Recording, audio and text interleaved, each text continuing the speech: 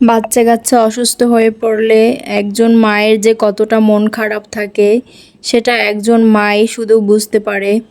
কালকে রাতে আমার ছেলের হঠাৎ করে প্রচণ্ড জ্বর ওঠে, আর ওর জ্বরের মাত্রা ছিল 103। তো আমি তো প্রায় ভয় পেয়ে গেছিলাম যে এখন অনেক রাত, তখন রাত প্রায় 1:30টার মতো আর কি।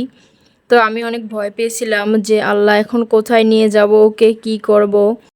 সকাল হওয়ার সাথে সাথেই ওর বাবা ওকে হসপিটালে নিয়ে যায়। তো ওইখানে এমার্জেন্সিতে শিশু বিশেষজ্ঞ ডাক্তার ছিল, ওই ডাক্তার কি ওকে দেখানো হয়েছে। তো ডাক্তার প্রথমে ওর জ্বর মাপলো, মাপার পরে দেখে জ্বর নর্মালি আছে 100-তে।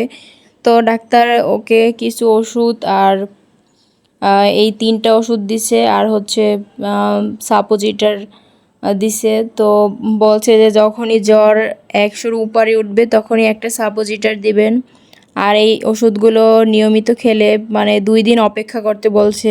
2 দিন পরে জ্বর না কমলে ওকে ডেঙ্গু টেস্ট করাতে হবে।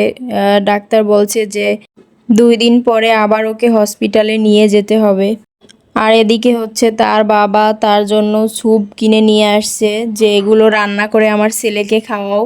কিন্তু যাদের বাচ্চা কাচ্চা আছে তারা তো জানেন যে একটু অসুস্থ হলেই বাচ্চারা আর কিছু খেতে চায় না।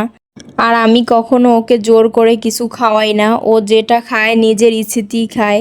বাচ্চাদের জোর করে কোনো জিনিস খাওয়ানো উচিত না, এতে ওদের অনেক বড় প্রবলেম হয়। তো সবাই আমার ছেলের জন্য দোয়া করবেন, ও যেন তাড়াতাড়ি সুস্থ হয়ে যায়। ও অসুস্থ হলে আমার কিছুই ভালো লাগে না। সব সময় ওকে আমি হাসি খুশি রাখার চেষ্টা করি।